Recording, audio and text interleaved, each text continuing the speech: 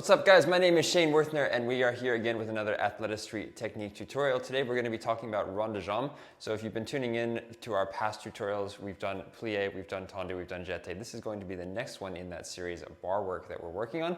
And today we're going to be working on this rond de jambe, and we're going to specifically be working on rond de jambe à terre, so on the ground. Now when we get into this, the first thing I want to do is just refresh your positions. So if we look at what we've done already in tendu and jeté, we have a position to the front, which is devant. We have a position to the side, which is décolleté or à la seconde. And then we have a position to the back, which is derrière. And then obviously we have our first position. Okay, so when we're doing our rond de jambe, we have to also take into account two more positions, and they're the in-between positions between front and side and back. So those are our écarté positions.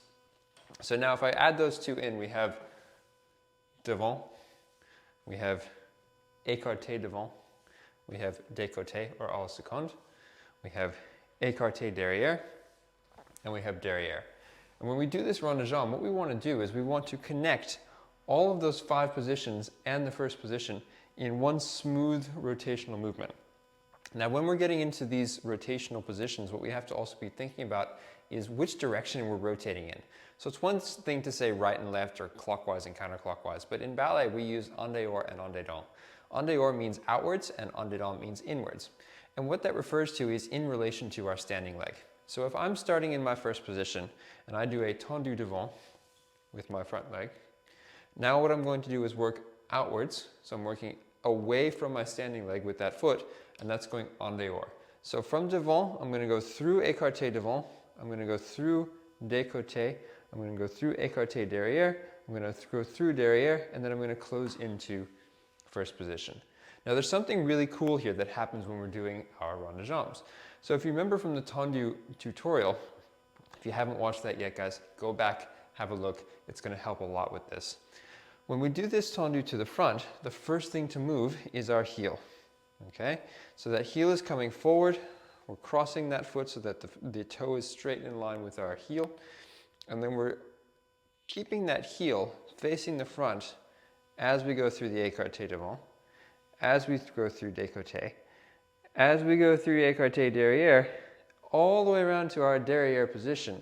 And now, as we close from the back, if you remember, closing from the back, we have to move heel first into the position. So heel continues to come first. We relax our foot onto the floor as we brush through that first position, and then our heel comes forward again to the front.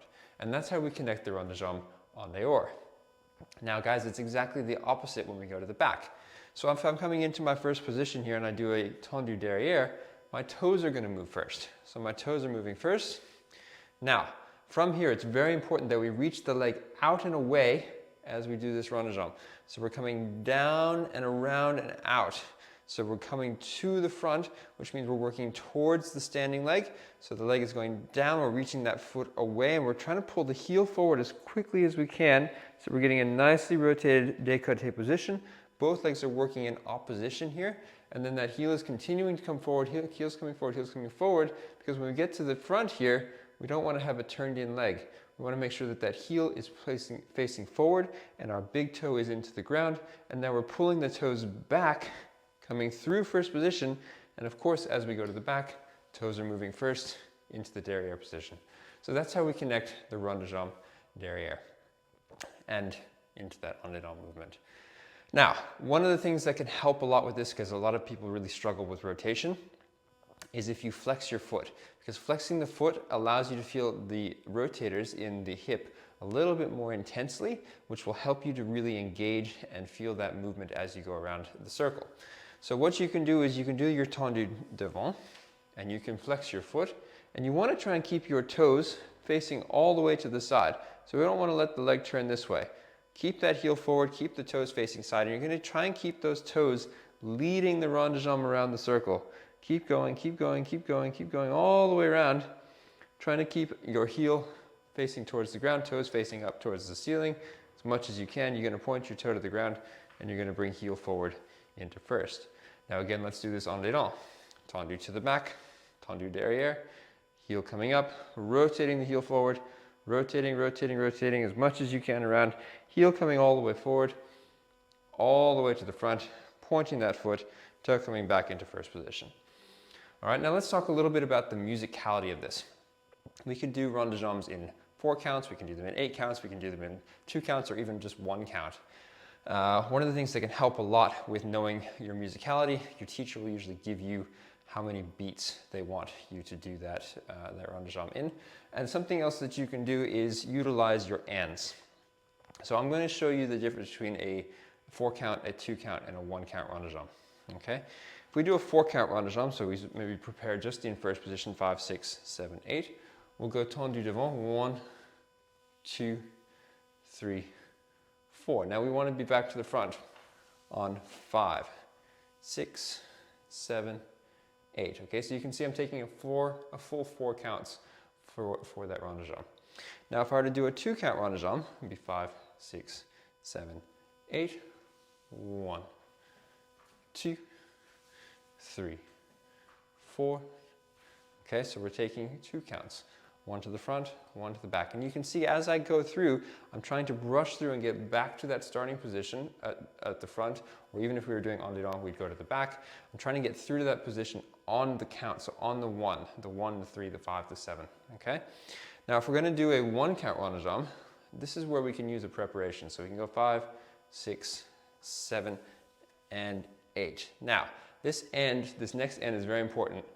And because we're preparing to go into the next rond de jambe, 1, 2, 3, 4.